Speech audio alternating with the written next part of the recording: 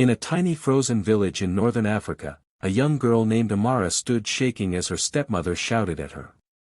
A simple clay plate had fallen from Amara's hands and shattered on the floor.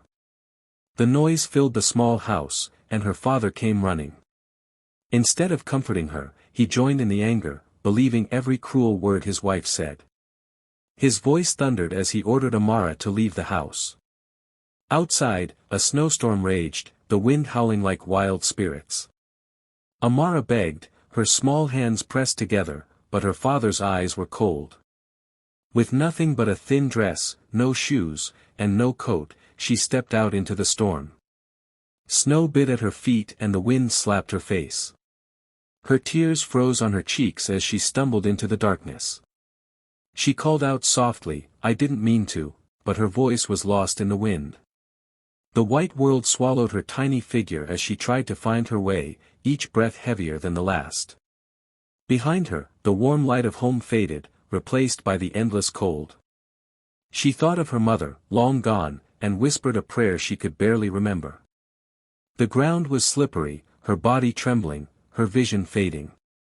Somewhere in the distance, she thought she heard the cry of a wolf, or maybe it was her own heart breaking. Then, with one final step, she fell into the snow, her small hand reaching out, still wishing to be forgiven. Hours passed, and the storm outside grew stronger. The wind screamed against the walls, and snow piled high around the house. Inside, Amara's father and stepmother sat in silence. The anger that had filled the room earlier was gone, replaced by an uneasy quiet. The fire burned low, and even the stepmother avoided her husband's eyes. Outside, the village seemed to disappear under the white storm. Then came the sound of voices, neighbors shouting over the wind, their words broken but filled with alarm. "Someone's by the river. Someone's fallen." Amara's father jumped up, his heart pounding. He grabbed a lantern and stumbled into the storm. The wind nearly blew it out as he pushed through the deep snow, following the shouts. The light flickered over the ground until he saw a small shape lying near the riverbank. His breath caught in his chest. It was Amara. Her tiny body was half buried in snow, her hair frozen stiff, her lips pale as ice. Her fingers were curled tightly around something. When he bent closer, he saw the sharp pieces of the broken clay plate still clutched in her hand. The father fell to his knees, the lantern shaking so badly that the flame danced wildly. "Amara," he cried, brushing snow from her face. Her skin was cold, her lashes white with frost. The villagers gathered around, some holding torches, others trying to lift her gently. The stepmother arrived, her face white with fear, whispering, "No, it can't be." They carried Amara back to the house, wrapping her in blankets, trying to warm her frozen body. Her father held her hands, rubbing them, begging her to wake up. "Please, my child," he sobbed, his tears falling on her cheeks. But she didn't move. The room filled with silence again, heavy, cold, and full of regret. The broken plate lay beside her, a reminder of the moment that had destroyed them all. Outside, the storm howled louder, as if the sky itself was crying for the little girl who had been thrown away. Panic filled the air as the villagers rushed through the snow, carrying Amara's cold, still body back to her home. Her tiny face was pale, her lips blue, her body limp like a broken doll. The door flew open, and they laid her down near the fire, wrapping her in blankets that did little to fight the icy chill in her skin. Her father fell beside her, his hands trembling as he tried to warm hers. "Amara! Please, wake up," he cried over and over, his voice cracking in pain.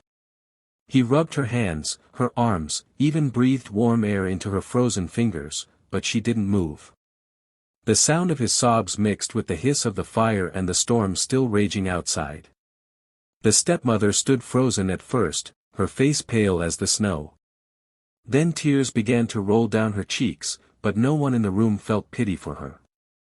The villagers glared at her with anger burning in their eyes. One old woman stepped forward, her voice trembling with fury. "You threw her out to die," she spat.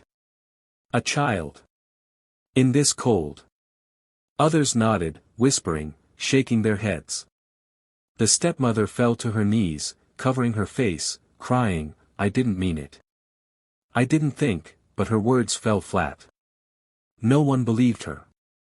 The father could barely look up. His heart was heavy with guilt, his hands still gripping Amara's, trying to feel even the smallest sign of life. The air inside the house grew thick with shame. The villagers' whispers turned to silence as they watched a man broken by his own cruelty. The fire flickered weakly, lighting the room with a sad, orange glow. No one dared to speak again. The only sounds were the storm outside and the faint creak of the wind against the roof. Everyone could feel it, the weight of what they had done. It hung in the air like frost, cold and sharp, reminding them that once warmth is lost, it may never return. The room was heavy with silence. The villagers stood around Amara's still body, their eyes filled with fear and sorrow. Her father sat beside her, his head bent low, his hands trembling as he rubbed hers. Her skin felt like ice, and her lips had lost all color.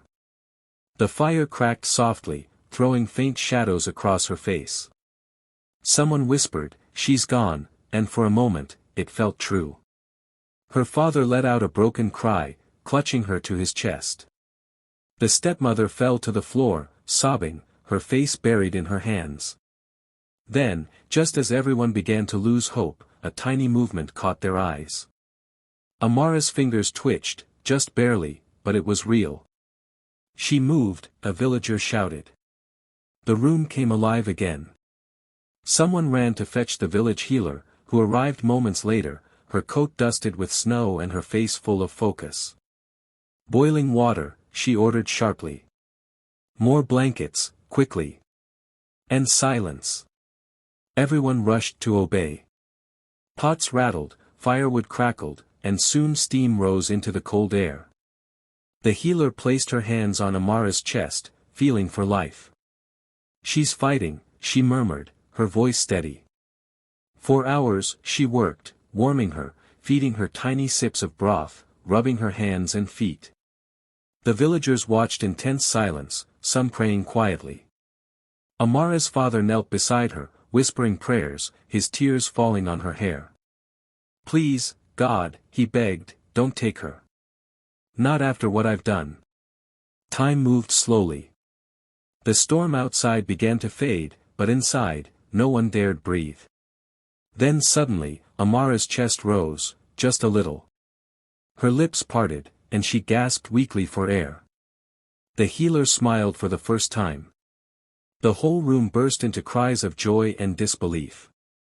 Her father covered his face, sobbing, while the villagers thanked the heavens. Yet beneath all the relief, a deep guilt remained, because they all knew that warmth had nearly been lost forever. Days passed, and Amara slowly began to recover. The color returned to her cheeks, and her breathing grew stronger. The villagers visited often, bringing her warm soup, wool blankets, and gentle smiles. But whispers began to spread, first within the village, then beyond. People talked about the young girl who had been thrown into the snow for breaking a simple clay plate, the girl who had died and come back to life. Some said it was a miracle, others said it was a punishment from God. Whatever the truth, her story reached every nearby village. Soon, strangers started arriving at her door. They came carrying baskets of fruit, bread, and warm clothes. Mothers brought their children to see her, telling them, "This is the girl who lived through the storm." Men bowed their heads with respect, and women wept softly, touching Amara's hand as if she were something holy. Her father watched in silence, ashamed yet grateful that his daughter still breathed. The stepmother hid in the corner, unable to meet anyone's eyes. One afternoon, the village chief called a meeting in the town square. The villagers gathered, wrapped in thick furs, their breath rising in the cold air. "The story of this child has reached many ears," he said in a deep voice. "People are coming not just to see her, but to understand her courage." Everyone nodded, proud and guilty at the same time. But what no one knew was that Amara's kindness from weeks before was about to change everything. Long before the storm, she had helped an old woman at the village well, offering her water and food when others ignored her. That small act, done with a gentle heart, was forgotten by everyone except the woman herself. And as fate would have it, that same woman was no ordinary stranger.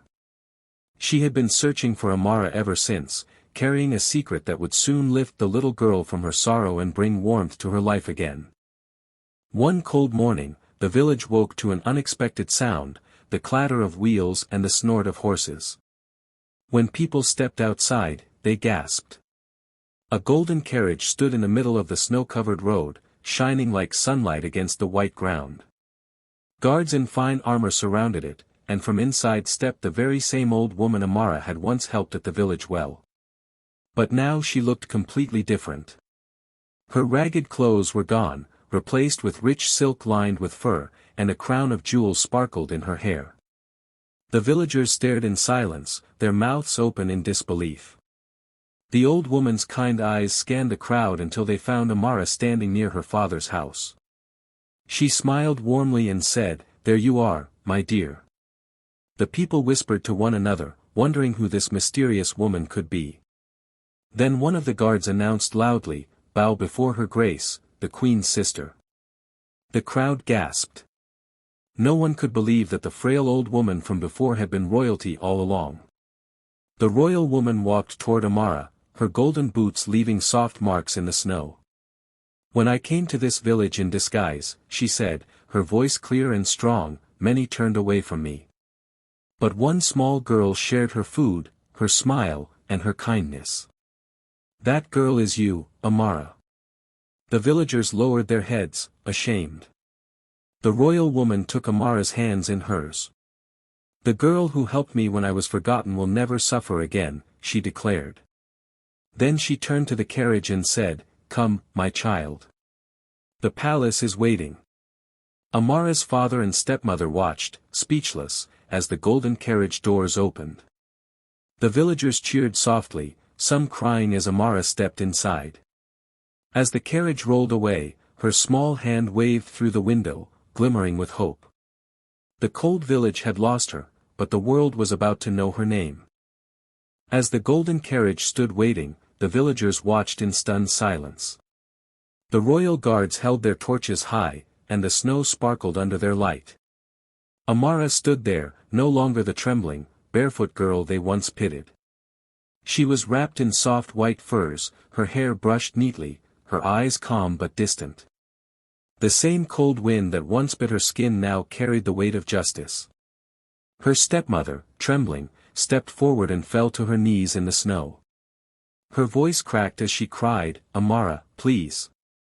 Forgive me. I was foolish. I didn't know what I was doing." Tears streamed down her face, mixing with the falling snow. She reached for Amara's hands, but the guards gently stopped her. The villagers stood around, whispering but saying nothing. No one dared to defend her now. Amara's father stood a few feet away, his face pale and full of shame. His lips moved, but no words came out. He looked smaller somehow, as if guilt had stolen his strength. His hands shook as he whispered, "My child. I'm sorry." He wanted to hold her, to beg her forgiveness, but his voice broke before he could say more. Amara looked at them both quietly. For a moment, her eyes softened. She remembered the nights she had cried herself to sleep, the mornings she had prayed for warmth, and the moment they had thrown her into the storm. Then, with a voice calm and gentle, she said, "The cold taught me who my family truly is." The words fell into the air like snowflakes, soft but sharp. Her father lowered his head, and her stepmother began to sob harder. Amara turned toward the carriage as the royal woman held out her hand. Without another word, Amara stepped inside. The door closed, and the horses began to move. The villagers watched silently as the golden carriage disappeared into the white distance, carrying away the girl who had once been cast out, and who now shone brighter than the snow itself. A year passed, and the story of Amara spread far beyond her small village. People from distant lands spoke of the girl who survived the snow, the child who had once been cast out to die but rose to become one of the most trusted advisors to the queen's sister. In the royal palace, Amara walked with grace and confidence, dressed in elegant robes, her words respected by nobles and guards alike. She was kind yet firm, wise beyond her years, and her presence brought warmth wherever she went. The queen's sister often said, "This child carries both winter's strength and spring's heart." But one cold afternoon, as snowflakes drifted gently over the palace courtyard, two familiar faces appeared at the gates, her father and stepmother. They looked worn and tired, their clothes torn from travel. Their eyes were red from the wind and from shame. The guard stopped them at the gate. "We have come to see our daughter," her father said quietly, his voice breaking. "Please, tell her we are here." When the message reached Amara, she paused for a long time before speaking. "Let them wait," she said softly. She walked to the high balcony overlooking the gates.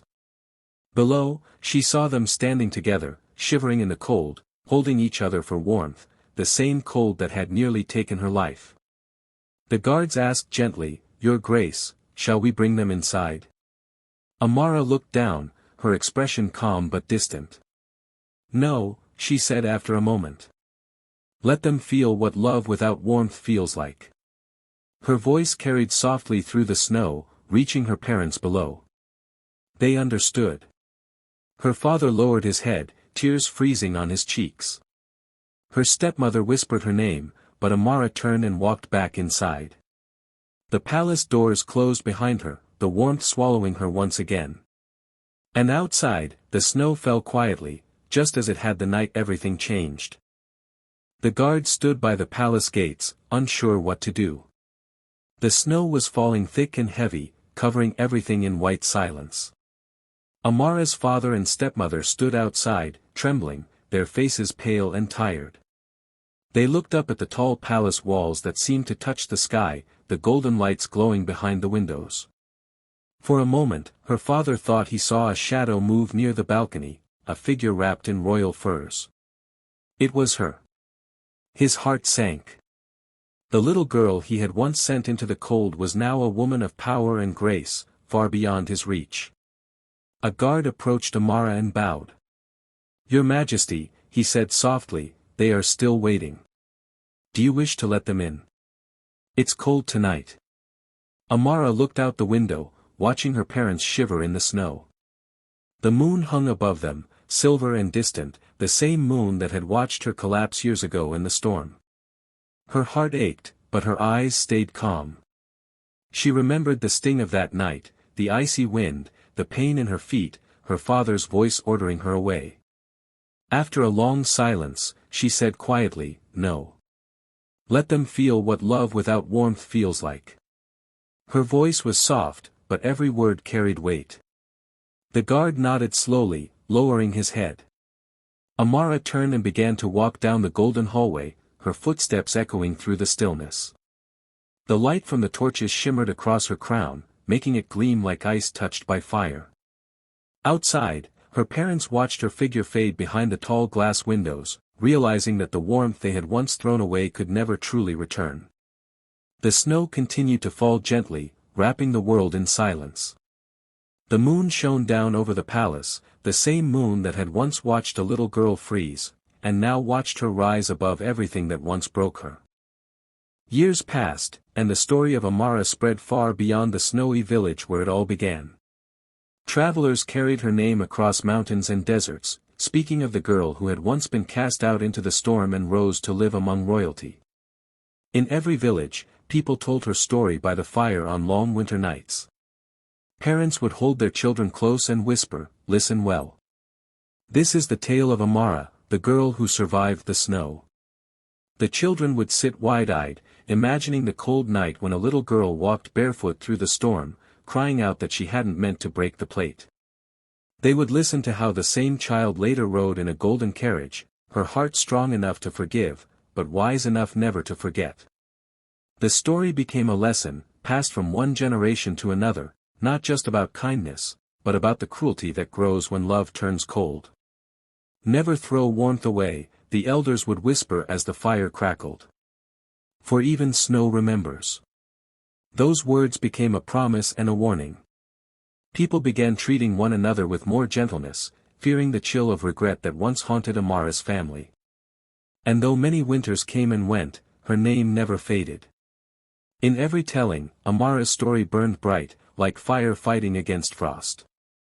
Her courage warmed hearts even in the coldest homes, reminding everyone that a single act of kindness could change a life forever. Some said that on the quietest nights, when snow fell without wind, you could still see her shadow in the moonlight, walking softly through the white fields, leaving footprints that never melted. A reminder that love, once lost, can still return as light in the coldest dark.